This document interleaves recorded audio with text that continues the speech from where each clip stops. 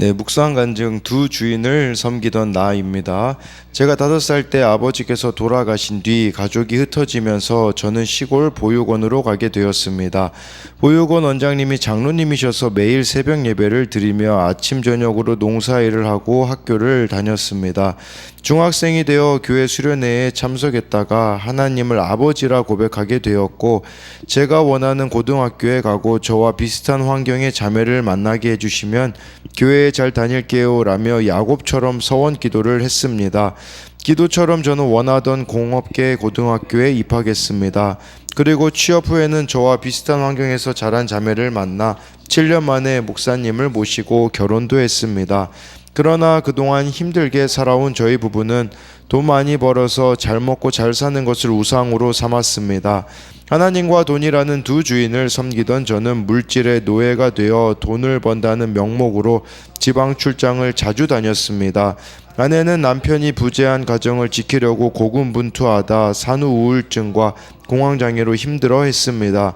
부부간의 소통이 안 되자 어린 세 자녀도 문제 부모인 저로 인해 상처를 받았습니다. 그야말로 영과 육이 죽어가는 바람이 저와 제 가정에 불어온 것입니다. 그러다 저는 아내의 권면으로 믿음의 공동체에 속하게 되었습니다.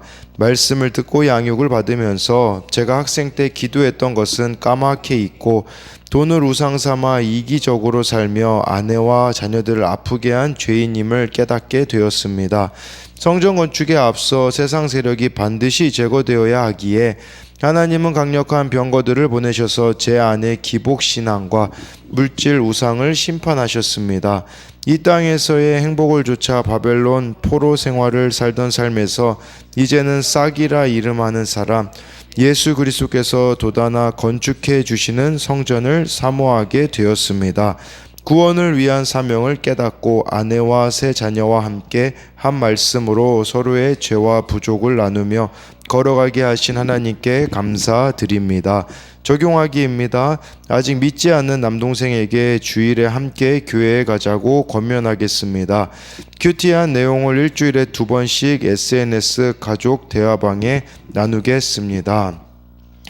네, 여기 이렇게 나와 있듯이 성전 건축에 앞서 세상 세력이 반드시 제거돼야 되기 때문에 하나님은 강력한 병거들을 보내셔서 제 안에 기복신앙, 물질 우상을 심판하게 하셨다라고 이렇게 말씀해 주고 있습니다. 그리고 싹이라 이름하는 사람 예수 그리스도께서 돋아나 건축해 주시는 성전을 사모하게 됨으로써 구원을 위한 사명, 또 아내와 세 자녀를 함께 한 말씀으로 죄와 부족을 나누며 걸어가게 하신 것에 대한 이런 감사가 나와 있습니다.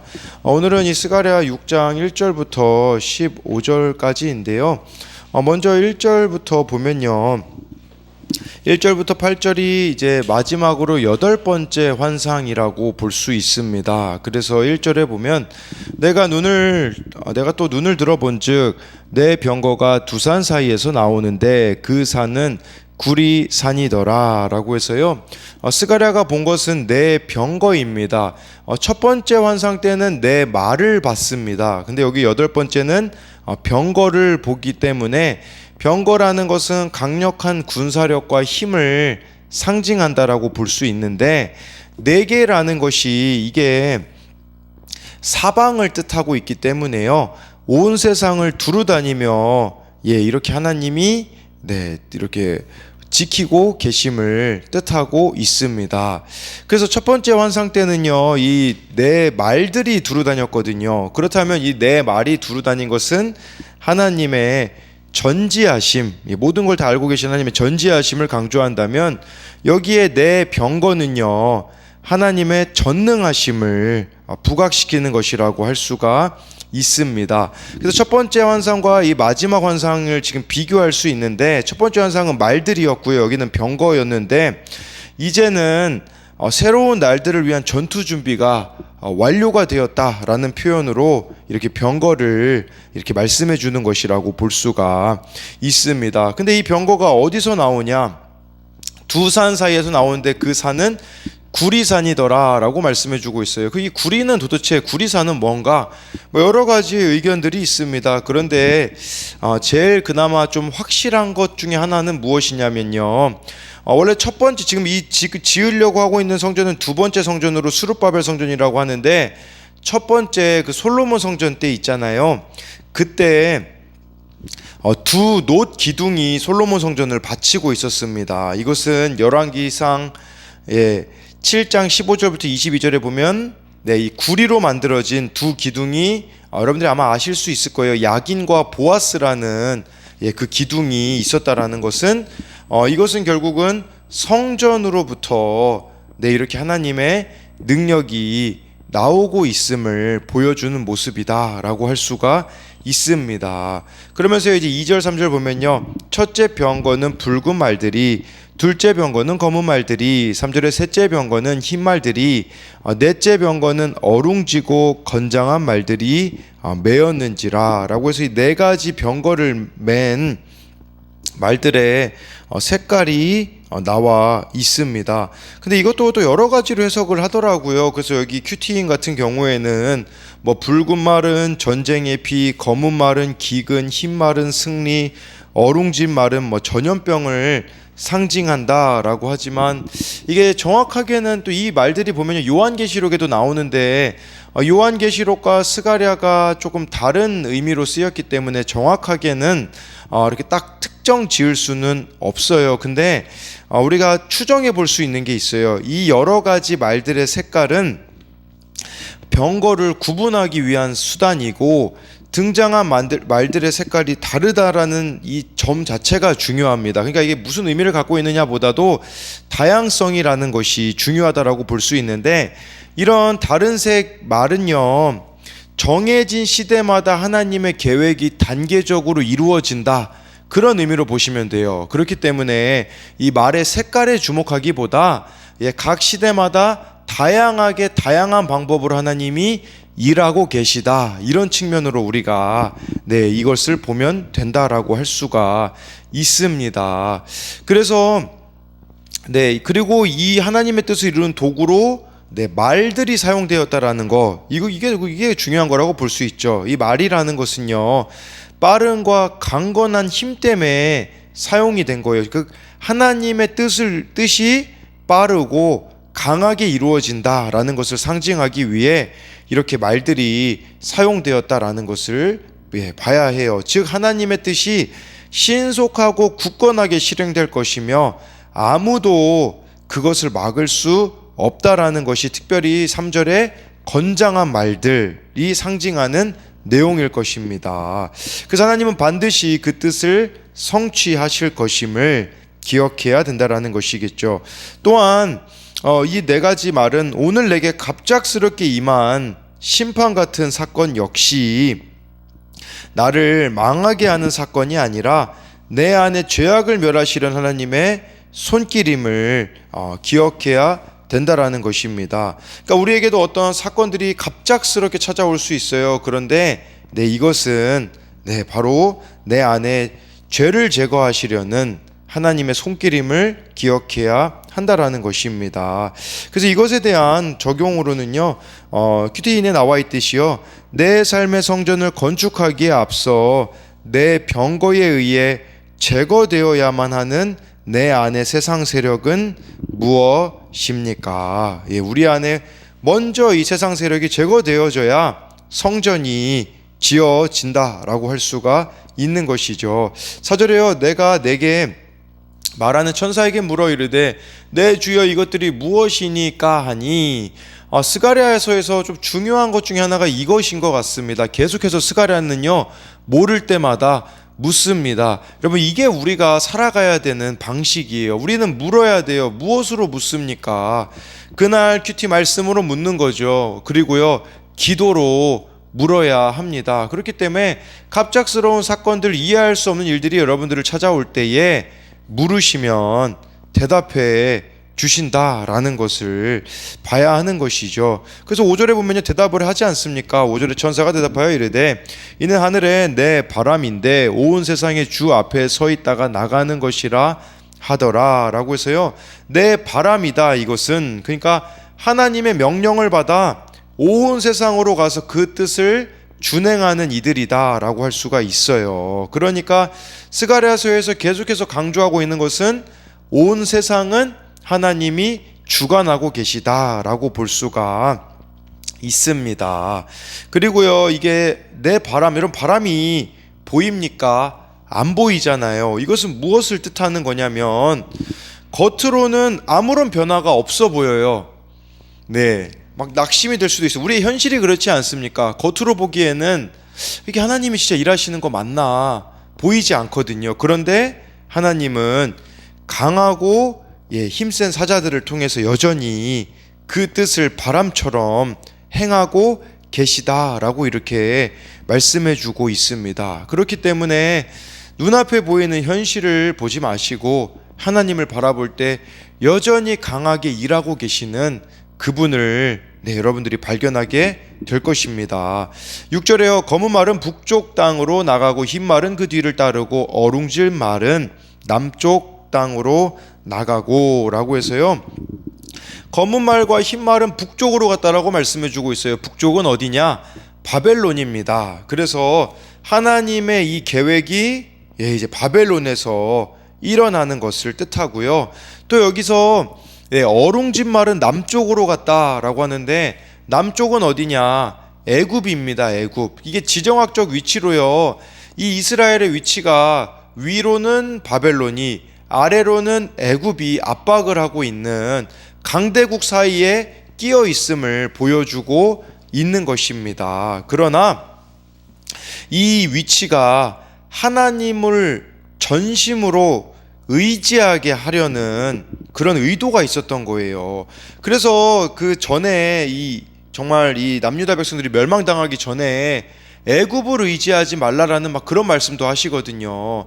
여러분, 우리도 참 이렇게 우리를 힘들게 하는 사람들이 있을 수 있습니다. 강대국과 같은 바벨론과 같은 사람이 있을 수도 있고 애굽과 같은 사람들이 있어요. 근데 왜 그런 자들을 허락하시냐? 하나님만을 전심으로 붙잡으라고 허용하시는 것을 우리들이 기억해야 합니다. 그래서 이것에 대한 적용도요, 여러분들에게는 정말 이렇게 바벨론과 같은 사람, 애국과 같은 사람들이 누가 있습니까?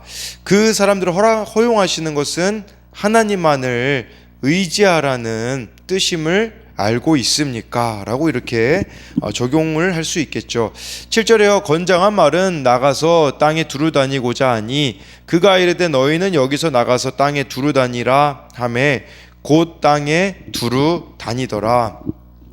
이 건장한 말은요, 특별히 색깔은 언급되어 있지 않지 않습니까? 그렇기 때문에 아마 검은 말, 흰 말, 어룽진 말을 모두를 다 가리킨다라고도 볼 수가 있고요.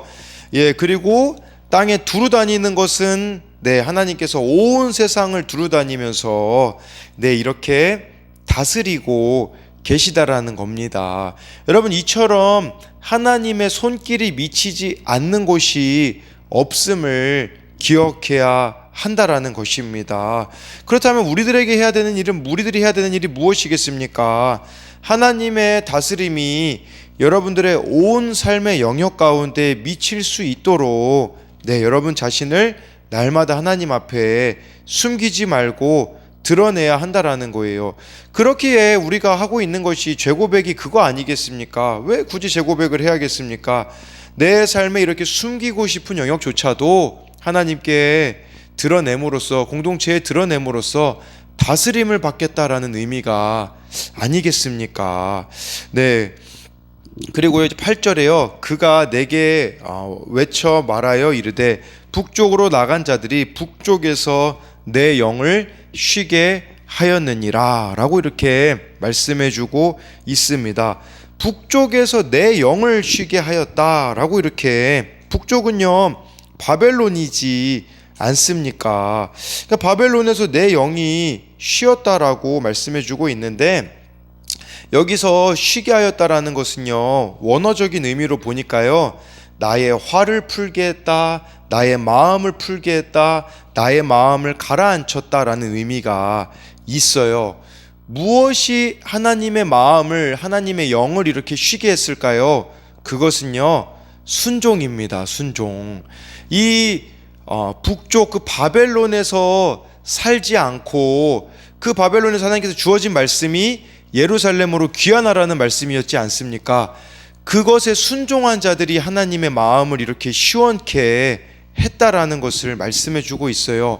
여러분, 이걸 기억하셔야 돼요. 우리에게 있어서 하나님 마음을 시원케 해드릴 수 있는 것은 회개와 그 회개 때문에 이어지는 순종, 이것이 바로 하나님의 마음을 시원케 하는, 쉬게 하는 것이라고 볼 수가 있습니다. 그래서요, 우리의 순종은 하나님의 마음을 쉬게 하는 일이다, 이것을 기억해야 되는데, 이 8절에 대한 적용은요, 오늘 내 마음에서 일어나는 전쟁과 같은 소란은 무엇입니까? 아까 그 네 가지 그것을 뜻하는 것인데요, 그 소란에서 회개해야 할 내 죄악은 무엇입니까? 그리고 8절만 봐서 알 수 있는 것은 하나님의 마음을 쉬게 한 순종이 있습니까? 그래서 우리들 가운데 이런 순종에 대한 부분들을 기억해야 됩니다. 9절 10절에요, 여호와의 말씀이 내게 임하여 이르시되, 10절에 사로잡힌 자 가운데 바벨론에서부터 돌아온 헬데와 도비야와 여다야가 스바냐의 아들 요시야의 집에 들어갔나니 너는 이 날에 그 집에 들어가서 그들에게서 받되라고 해가지고요, 이들이 여러분 그 스가랴 3장 8절에 그 여호수아, 대제사장 여호수아가 더러워진 옷을 입었다가 아름다운 옷으로 바꿔주신 환상이 있지 않습니까? 그때 예표의 사람들이다, 그래서 동료들이 있다라고 말씀해 줬잖아요. 그 동료들이 바로 이들을 뜻하는 것이라고 볼 수가 있어요. 하나님의 일을 함께 동역하고 있는 자들의 이름이 이렇게 기록되어져 있다라고 볼 수가 있습니다. 그래서 이것은 바로 하나님의 일들은 동역자들 속에서, 우리로 말하자면 공동체 가운데서 이루어져야 합니다. 이 하나님의 일은 독불장군식으로 진행되어서는 안 돼요. 어떤 막 한 사람이 이렇게 하는 것이 아니라 모두가, 각 지체들이 담당해야 되는 일들이 있다라고 말씀해 주고 있습니다. 11절에 은과 금을 받아 면류관을 만들어 여호사닥의 아들 대제사장 여호수아의 머리에 씌우고, 이들이 은과 금을 내어 주었다라고 말씀해 주고 있다라는 것이에요. 이들이 형편이 좋았던 때라고 볼 수 있겠습니까? 아니에요. 어려운 형편 가운데서도 자신이 가진 은, 금을 하나님을 위하여서 이렇게 드렸을 때 하나님께서는 그것을 대제사장 여호수아의 머리에다가 씌우라고 하심으로써 대제사장으로서 직무를 이행하기에 부족함이 없도록 하셨음을 말씀해 주고 있습니다. 12절에 말하여 이르기를, 만군의 여호와께서 이같이 말씀하시되, 보라, 싹이라 이름 아는 사람이 자기 곳에서 돋아나서 여호와의 전을 건축하리라. 이 싹이라 이름 아는 사람은 스가랴에서는 스룹바벨을 가리킨다라고 볼 수 있고요, 더 넓은 의미에서는 예수 그리스도를 가리킨다라고 볼 수가 있습니다. 근데 이 싹이라고 말하고 있는 것은요, 이 존재가요, 다 자란 큰 나무와 비교했을 때는 너무 미미하고 초라하고 연약해 보이는 것이죠. 그렇지만 이 미미하고 초라하고 연약하지만 계속 이 싹이 자라지 않습니까? 계속 자라면서 만들어갈 변화에 대한 기대가 여기에 나와 있다라고 볼 수가 있습니다. 우리도 마찬가지지 않습니까? 우리의 신앙이 처음에는 이처럼 미미하고 초라하고 연약할 수 있지만 예수 그리스도를 알아감으로써 점점 예수님을 닮아가고 우리가 이것을 성화라고 하지 않습니까? 우리 안에 끊임없이 이 성화가 또 이루어져야 됨을 보여주는 것이라고 할 수 있습니다. 그래서 이것에 대한 적용으로는 나에게 주신 은, 금을 예수 그리스도를 예비하는 면류관을 만드는 데 쓰지 않고 내 지식, 재물, 명예의 면류관을 만드는 데 쓰고자 분주하지는 않습니까? 마지막으로 13절부터 15절을 보면요, 그가 여호와의 전을 건축하고 영광도 얻고 그 자리에 앉아서 다스릴 것이요 또 제사장이 자기 자리에 앉으리니 이 둘 사이에 평화의 의논이 있으리라 하셨다 하고 라고 해서요, 13절을 짧게 설명드리자면 이 둘은 누구냐? 수룹바벨과 대제사장 여호수아를 가리킵니다. 이 둘이 하나님의 성전을 짓는 일에 이렇게 하나로 이렇게 의논하며 지어가고 있음을 보여주고 있습니다. 14, 15절은요, 그 면류관은 헬렌과 도비아와 여다야와 스바냐의 아들 헨을 기념하기 위하여 여호와의 전 안에 두라 하시니라. 네, 이 말씀은요, 하나님을 위하여서 은금을 드린 그 사람들 하나님이 영원히 잊지 않고 기억하신다라는 겁니다. 그리고 마찬가지로 여러분들의 삶과 시간과 물질을 하나님을 위하여서 드린 자들은 영원히 하나님이 잊지 않고 기억해 주시겠다라고 말씀해주고 있습니다. 15절에 먼데 사람들이 와서 여호와의 전을 건축하리니 만군의 여호와께서 나를 너희에게 보내신 줄을 너희가 알리라. 너희가 만일 너희의 하나님 여호와의 말씀을 들을진대 이같이 되리라 라고 이렇게 말씀해 주고 있습니다. 심지어 이렇게 멀리서부터 와서 하나님을 위하여서 헌신하였던 이 자들 하나님께서는요 다 기억해 주시겠다라는 것을 말씀해 주고 있는 것입니다. 그래서 9절에서 15절에 대한 이 내용은 그 전까지 내용이 스가랴의 이런 환상이 나와 있었잖아요. 8가지요.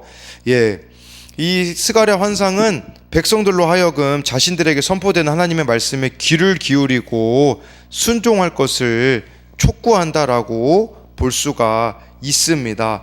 다만 이것을 통해서 말씀해주고자 하는 것은 전체적으로 이야기를 하자면 유다 공동체의 현실과 그들 가운데 있는 죄악을 직면하고 파악하는 것. 더 구체적으로 말씀드리자면요, 이 성전이 지어지기 위하여서는 그들 안에 거룩이 먼저 회복되어져야 된다라고 말씀하시며, 여러분 우리도 마찬가지지 않습니까? 하나님의 우리가 다 성령님이 여러분 안에 거하시지 않습니까? 그 성령님이 여러분 통해서 역사하려면요, 먼저 여러분 안에 거룩이, 일상의 거룩이 이루어져야 된다라는 것을 기억함으로써 저 여러분들이 정말 하나님의 일들을 감당하며 예수님을 닮아가는 성화의 사람들이 되기를 소망합니다.